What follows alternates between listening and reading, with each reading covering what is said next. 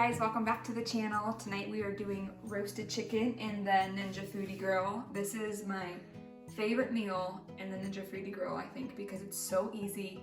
You have lots of leftovers and it's just good. So what we're gonna do is start by preheating the Ninja. We're gonna turn it on. We're gonna go to air crisp at 350. Turn the temperature down for probably an hour. It won't take that long, but that way we don't have to worry about adjusting it later.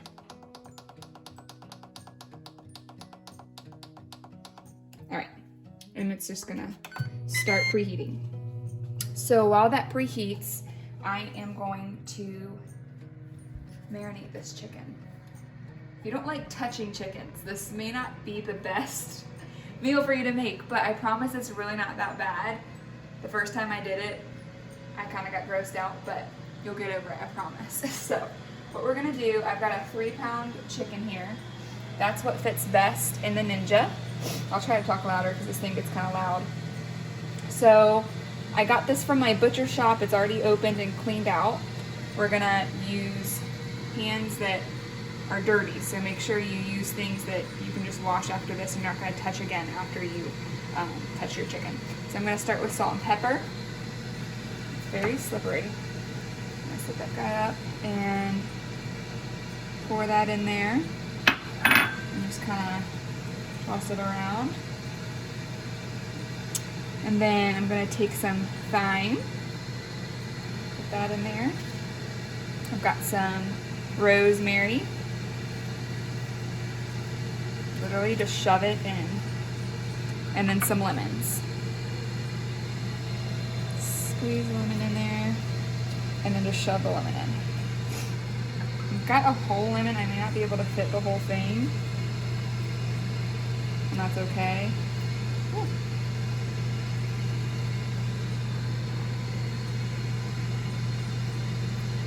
Okay. So I fit about 3 in there. Now I'm going to take its legs. This part is optional. But I have some little twine here. I'm going to tie up its legs. Now, I've never gone to culinary school, so I don't know the right way to do this. So I just kind of play with it until it seems pretty good. Tighten a little bow.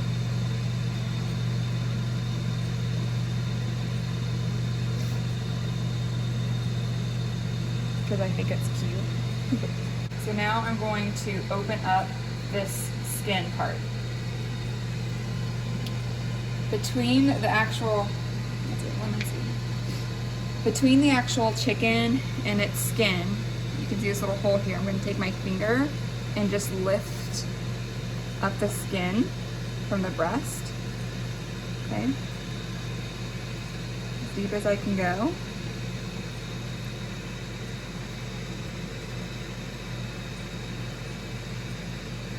And I'm going to take some butter and put the butter in here. This stuff is also optional. You don't have to do it. You can rub some butter on the top of the chicken if you want, but let me just tell you, it tastes so good.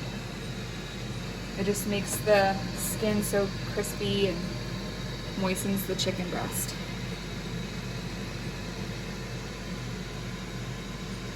Alright, so we got that in there good. Now I'm gonna go wash my hands. I'm gonna show you what I do to the top. Okay, so I flipped the bird over. I'm gonna put salt and pepper.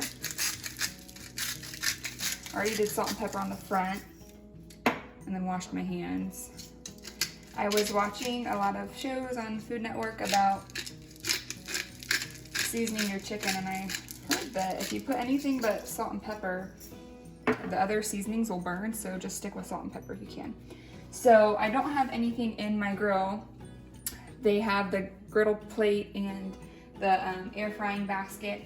You don't need those. If you have a roasting rack, I ordered mine. It should be coming. It should fit on that.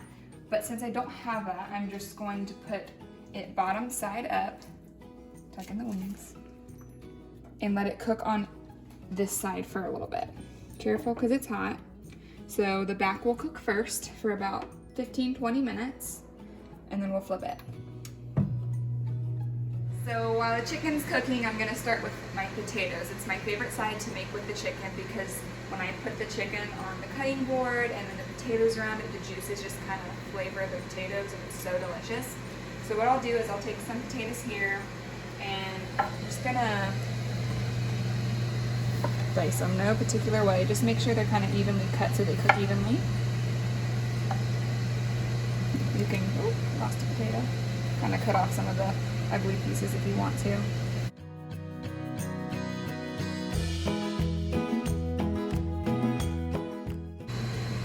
So I'm going to take the potatoes and put them in the bowl.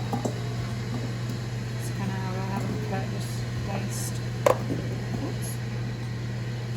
Okay, and then I have some garlic here.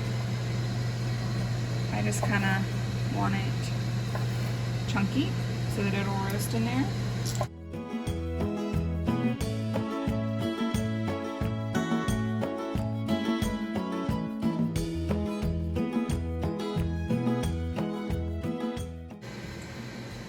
Okay, so potatoes, onions, garlic in a bowl.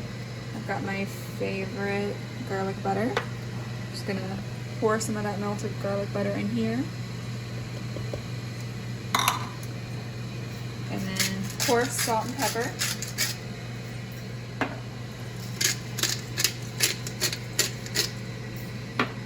Gonna kind of mix this around a little bit.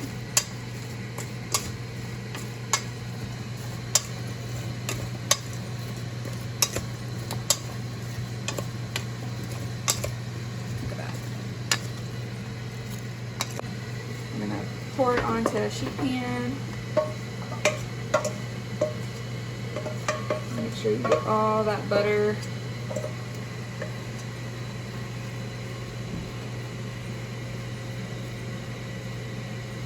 All right.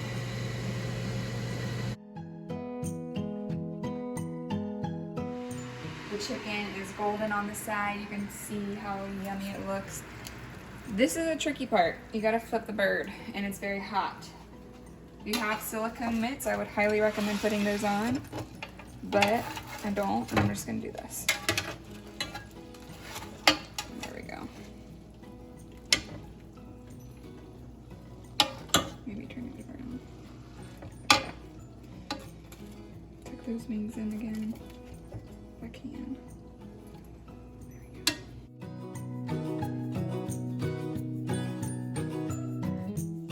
So it's been about 40 minutes. Look how beautiful. Are you kidding me?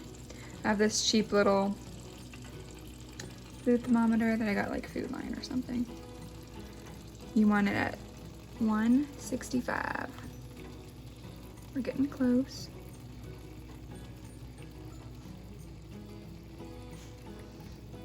Get into the thickest part if you can. Okay. Let it cook a little bit longer. Check on the potatoes. Do you smell them? Yeah, let's do it. Ooh, they look so yummy. So, we're at 50 minutes. Look how yummy. I already temped the chicken, and as long as it's over 165, we're good to go. If you go too far down, you might hit the lemon and stuff you put in there, so we're good. Go ahead and take this out. Another tricky task. There we go.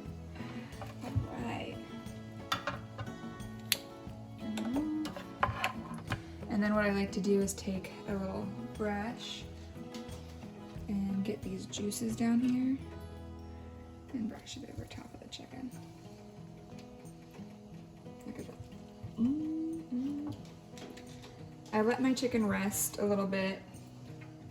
If you cut right into it, all the juices will come out. So if you let it rest for like 15-20 minutes, longer if you want, but if you let it rest, it'll be so moist and juicy, seriously. It's hard to resist, but let it rest for a second. I promise you it'll still be hot.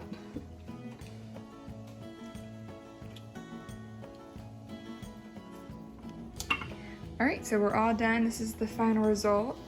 Took the potatoes out and I put them around the chicken because the juices will kind of coat those as you cut it.